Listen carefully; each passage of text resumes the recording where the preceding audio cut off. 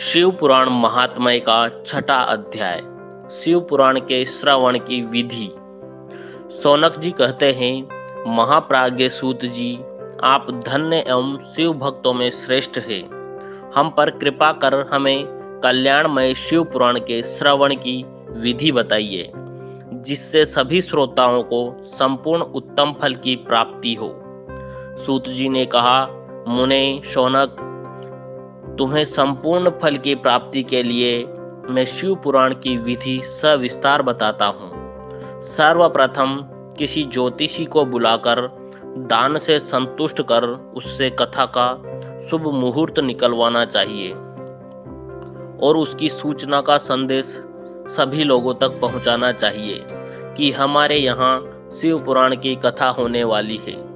अपने कल्याण की इच्छा रखने वालों को इसे सुनने अवश्य पधारना चाहिए। देश देश में जो भी भगवान शिव के भक्त हों तथा शिव कथा के कीर्तन और श्रवण के उत्सुक हों, उन सभी को आदर पूर्वक बुलाना चाहिए और उनका आदर सत्कार करना चाहिए। शिव पुराण सुनने के लिए मंदिर, तीर्थ, वन प्रांत अथवा घर में ही उत्तम स्थान का निर्माण करना चाहिए। केले के खंभों से सुशोभित कथा मंडप तैयार कराएं। उसे सब ओर फल, पुष्प, सुंदर चंदोवे से अलंकृत करना चाहिए। चारों कोनों पर ध्वज लगाकर उसे विभिन्न सामग्री से सुशोभित करें। भगवान शंकर के लिए भक्ति पूर्वक दिव्य आसन का निर्माण करना चाहिए तथा कथावाचक के लिए भी दिव्य आसन का निर्माण करना चाहिए। नियम पूर्वक कथा सुनने वालों के लिए भी सुयोग्य आसन की व्यवस्था करें तथा अन्य लोगों के बैठने की भी व्यवस्था करें। कथा बांचने वाले विद्वान के प्रति कभी बुरी भावना न रखें। संसार में जन्म तथा गुणों के कारण बहुत से गुरु होते हैं, परंतु उन सब में पुराणों का ज्ञाता ही परम गुरु माना जाता है। पुराण वेत्ता पवित्र, शांत, साधु, ईर्ष्या पर विजय प्राप्त करने वाला और दयालु होना चाहिए। ऐसे गुणी मनुष्य को इस पुण्यमयी कथा को बांचना चाहिए। सूर्योदय से 3:30 पहर तक इसे बांचने का उपयुक्त समय है।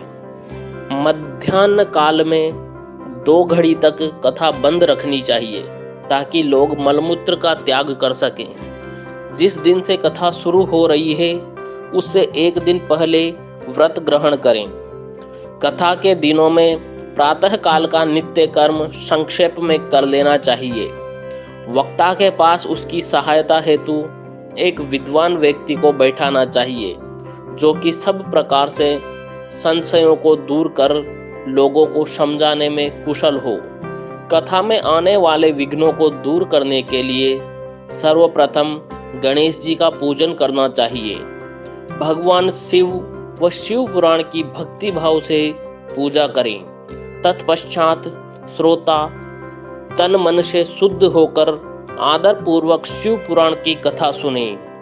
जो वक्ता और श्रोता अनेक प्रकार के कर्मों से भटक रहे हों, काम आदि 6 विकारों से युक्त हों, वे पुण्य के भागी नहीं हो सकते।